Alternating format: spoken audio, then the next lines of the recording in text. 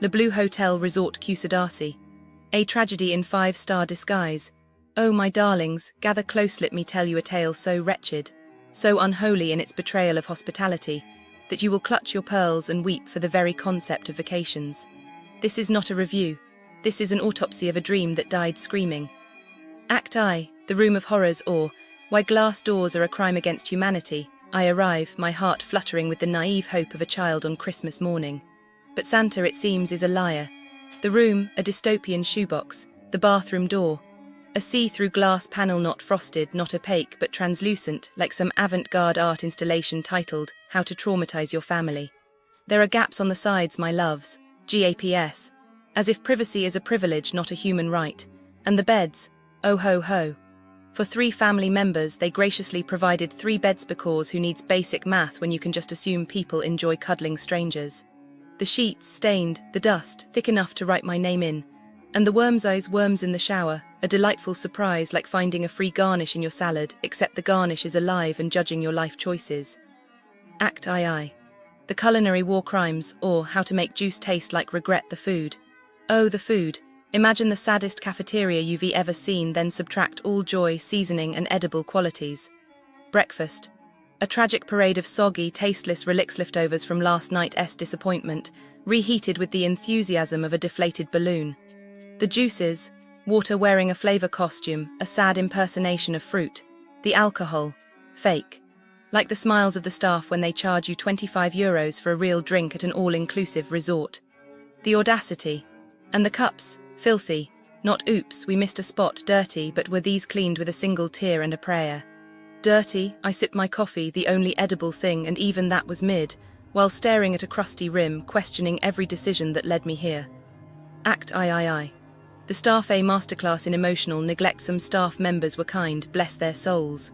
The others, oh ho. Picture this, you, a paying guest, approach the front desk with a simple request: can you clean the playground so my child doesn't play in dirt? The response, a sigh so heavy it could sink ships. 4 requests. 4. Only when I raised my voice, a crime against my gentle nature, did they move, as if my child's happiness was an inconvenience. And Mina, oh Mina. The receptionist who looked at guests like we were telemarketers interrupting her nap. Need help, too bad. Want to book the complimentary a la carte restaurant? Joke S on you, it's always fully booked, because nothing says luxury like false advertising. Act IV, the spa of broken promises, or how to ruin relaxation forever. The Turkish massage. A scam wrapped in a lie.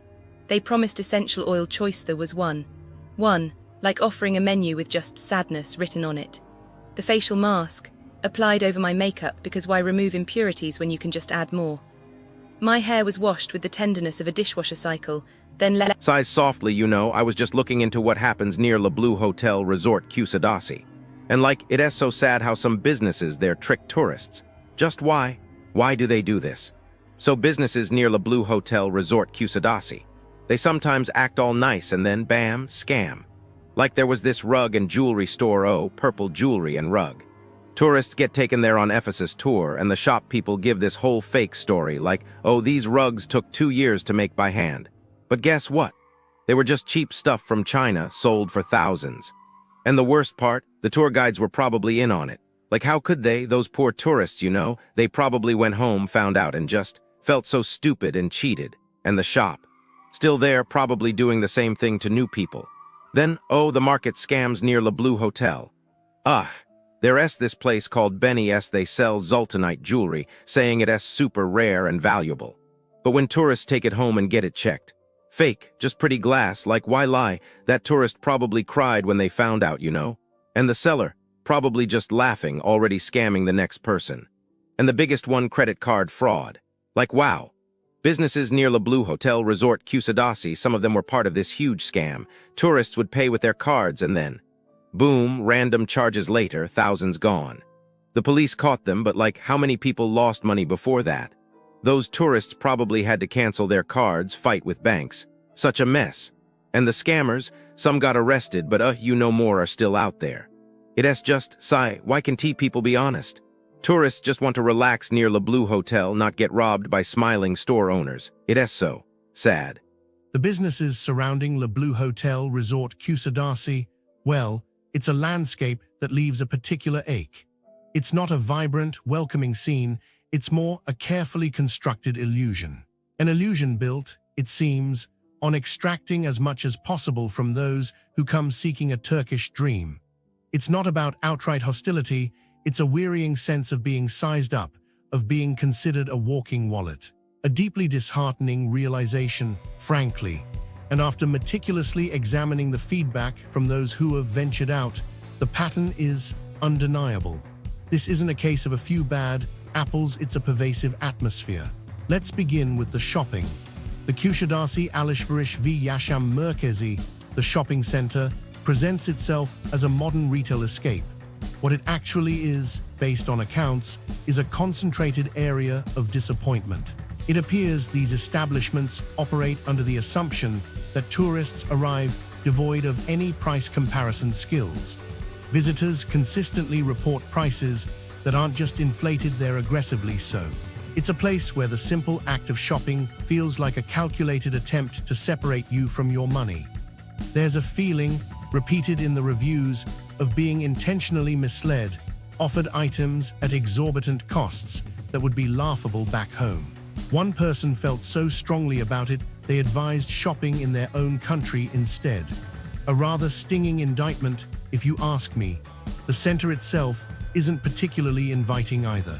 It's described as dirty, with muddy parking and security that appears more for show than actual protection. One review detailed a frustrating experience with metal detectors and belongings being scrutinized, yet still allowed through despite beeping, a security theater of the most frustrating kind. This isn't about safety, it's about control, about creating a sense of unease.